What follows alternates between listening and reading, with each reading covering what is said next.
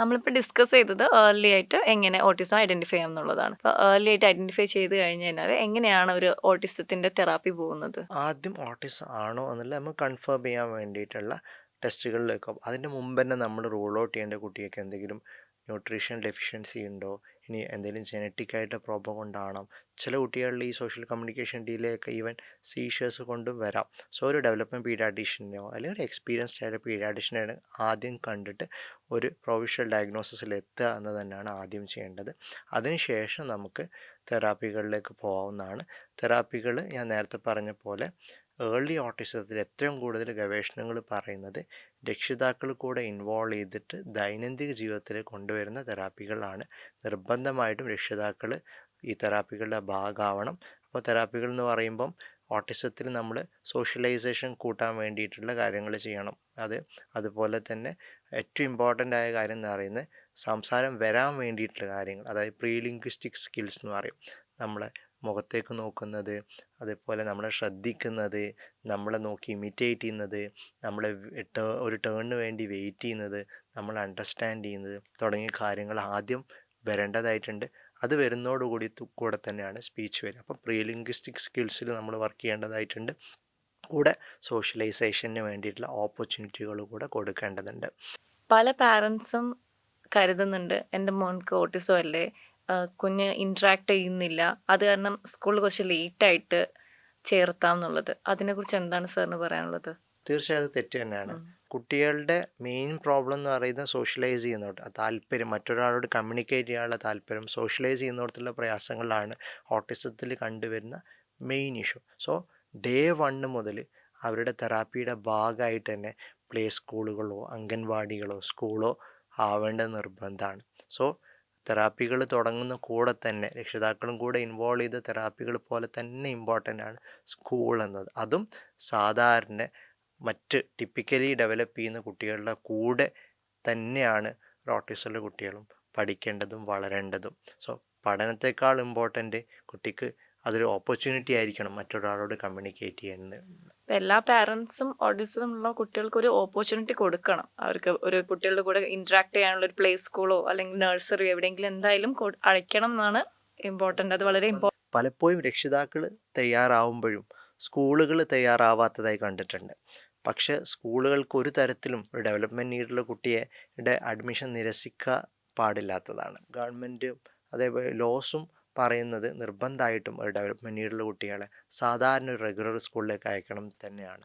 ഇപ്പോൾ ചെറിയ പ്രായത്തിലാണെങ്കിൽ പ്ലേ സ്കൂളോ അംഗൻവാടിയോ നേരത്തെ തന്നെ തുടങ്ങുന്നത് അതും ഒരു തരത്തിൽ കുട്ടികളെ സംബന്ധിച്ചിടത്തോളം തെറാപ്പി തന്നെയാണ്. ഒരുപാട് കുട്ടികളെ കാണാറുണ്ട് ഹൈപ്പർ ആക്ടിവിറ്റി ആയിട്ട്. ഈ എല്ലാ കാണുന്ന ഹൈപ്പർ ആക്ടിവിറ്റിയും ADHD ആണോ? തീർച്ചയായും അല്ല. ADHD പലപ്പോഴും ഓവർ ഡയഗ്നോസ്ഡ് ആവാറുണ്ട്. 2 വയസ്സിലും 3 വയസ്സിലൊക്കെ കുട്ടികളെ ADHD ഡയഗ്നോസ് ചെയ്തിട്ട് പല ഡോക്ടേഴ്സും മരുന്നുകൾ വരെ തുടങ്ങിയത് കണ്ടിട്ടുണ്ട്. അത് തീർച്ചയായും ശരിയല്ല. കുട്ടികളിൽ കാണുന്ന ഹൈപ്പർ ആക്ടിവിറ്റി അല്ലെങ്കിൽ ഒരു തരത്തിലുള്ള റെസ്റ്റ്ലെസ്നെസ് ചിലപ്പോൾ അത് ഓട്ടിസത്തിൻ്റെ ഭാഗമായിട്ട് വരാം. അല്ലെങ്കിൽ യൂഷ്വലി കുട്ടികൾ കുറച്ചും കൂടി കൂടുതലായിട്ട് ഓവർ ആക്റ്റീവ് ആവുന്നൊരു പ്രായമാണ് 2 to 4 years എന്ന് പറയുന്നത്. അപ്പം ആ പ്രായത്തിൻ്റെ ഭാഗമായിട്ട് നമ്മൾ കാണാറുണ്ട്. അപ്പോൾ എല്ലാ ഹൈപ്പർ ആക്ടിവിറ്റിയും ADHD അല്ല. ADHD എന്നുള്ള ഡയഗ്നോസിസിലേക്ക് നമ്മൾ എത്തണമെങ്കിൽ മിനിമം 4 years ആണ് നമ്മൾ സാധാരണ പറയാറ്. കൂടെ തന്നെ ഹൈപ്പർ ആക്ടിവിറ്റിയുടെ കൂടെ തന്നെ ശ്രദ്ധക്കുറവോ ഇമ്പൾസിവിറ്റിയോ എടുത്തുചാട്ടം ഒന്നിലേക്ക് തിങ്ക് ചെയ്യാതെ ആക്ട് ചെയ്യുന്നതും കൂടെ ഉണ്ട് എന്നുണ്ടെങ്കിലാണ് നമുക്ക് ADHD എന്ന് പറയാൻ പറ്റുക. ഓട്ടിസത്തിൻ്റെ ഭാഗമായിട്ടും കുട്ടികൾക്ക് റെസ്റ്റ്ലെസ്നെസ് കാണിക്കാറുണ്ട്. അപ്പോൾ എല്ലാ റെസ്റ്റ്ലെസ്നെസ്സോ അല്ലെങ്കിൽ ഹൈപ്പർ ആക്ടിവിറ്റിയോ നമ്മൾ ADHD എന്ന് പറയാറില്ല.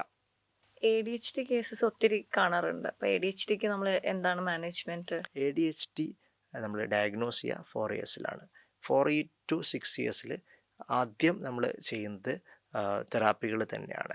പാരൻറ്റ് മീഡിയേറ്റഡ് ആയിട്ടുള്ള ബിഹേവിയർ തെറാപ്പികൾ വേണ്ടി വരും. അവർക്കൊരു സ്ട്രക്ചേർഡ് ആയിട്ടുള്ള ഒരു റൂട്ടീൻ സെറ്റ് ചെയ്ത് കൊടുക്കുക.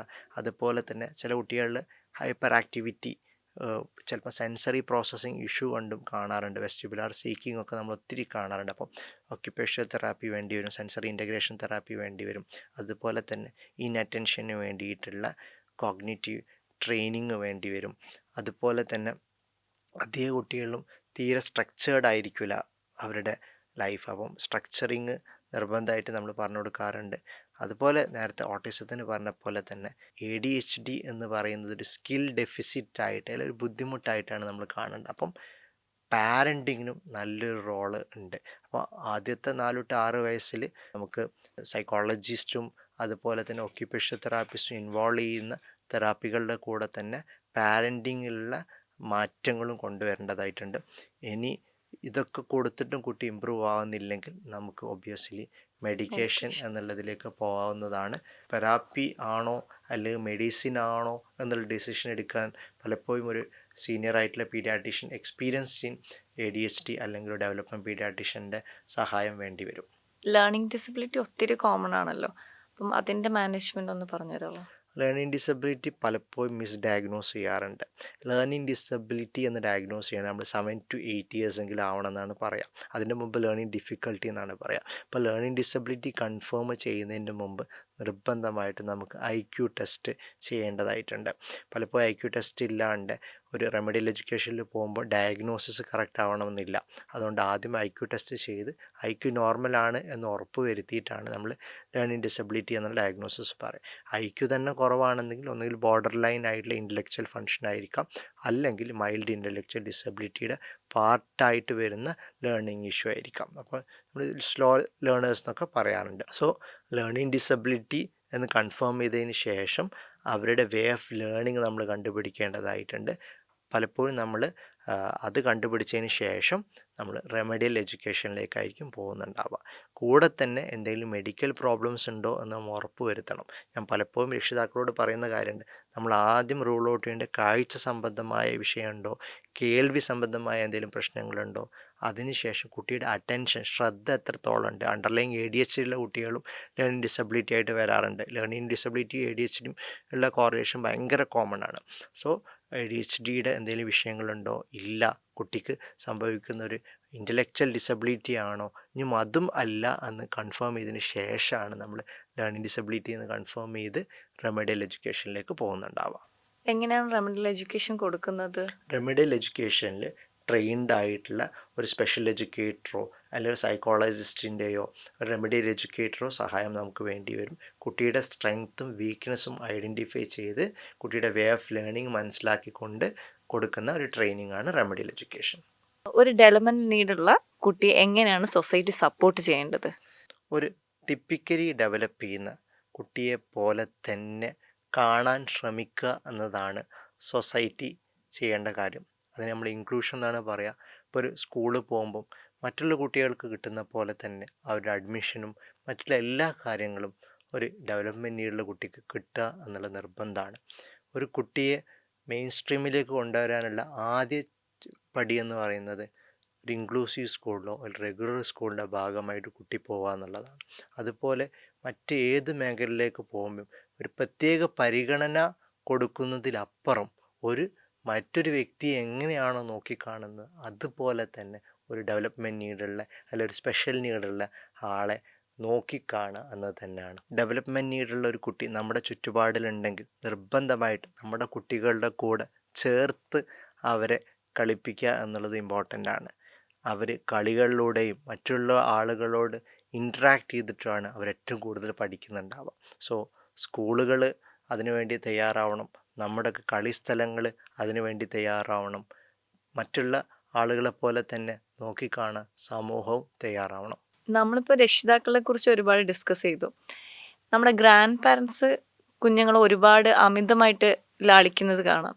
അത് കുഞ്ഞുങ്ങളിൽ പോസിറ്റീവായിട്ടാണോ എഫക്റ്റ് ചെയ്യുക, നെഗറ്റീവായിട്ടാണോ എഫക്റ്റ് ചെയ്യുക? അൺകണ്ടീഷണൽ ലവ് അല്ലെങ്കിൽ നിരന്തരമായി സ്നേഹം പ്രകടിപ്പിക്കുക എന്നത് നല്ലത് തന്നെയാണ്. പക്ഷെ വാശി പിടിക്കുക, കുട്ടി എന്തെങ്കിലും ഒരു കാര്യത്തിന് വേണ്ടി വാശി പിടിക്കുമ്പം അത് പെട്ടെന്ന് സാധിപ്പിച്ചു കൊടുക്കുക, ആ സമയത്തൊരു അമിതമായ സ്നേഹം പ്രകടിപ്പിക്കുമ്പോൾ കുട്ടികൾ നെഗറ്റീവായിട്ടാണ് പഠിക്കുന്നുണ്ടാവുക. അപ്പം നെഗറ്റീവ് ബിഹേവിയർ നമ്മൾ നേരത്തെ പറഞ്ഞ പോലെ ടെമ്പർ ടാൻട്രം കാണിക്കുക, അതുപോലെ ഒത്തിരി വാശി കാണിക്കുന്ന സമയത്ത് രക്ഷിതാക്കളോട് നമ്മൾ അഡ്വൈസ് ചെയ്യുന്ന പോലെ ഇഗ്നോറിങ് ഗ്രാൻഡ് പാരൻസും പ്രാക്ടീസ് ചെയ്യണം. ആ സമയത്ത് നമ്മൾ പ്രത്യേകമായ പരിഗണന കൊടുക്കുമ്പോൾ ആ ഒരു നെഗറ്റീവ് ലേണിങ്ങിലേക്ക് പോവുകയും അതുവഴി ഈ വാശികളൊക്കെ കൂടാനുള്ള സാധ്യത ഉണ്ട്.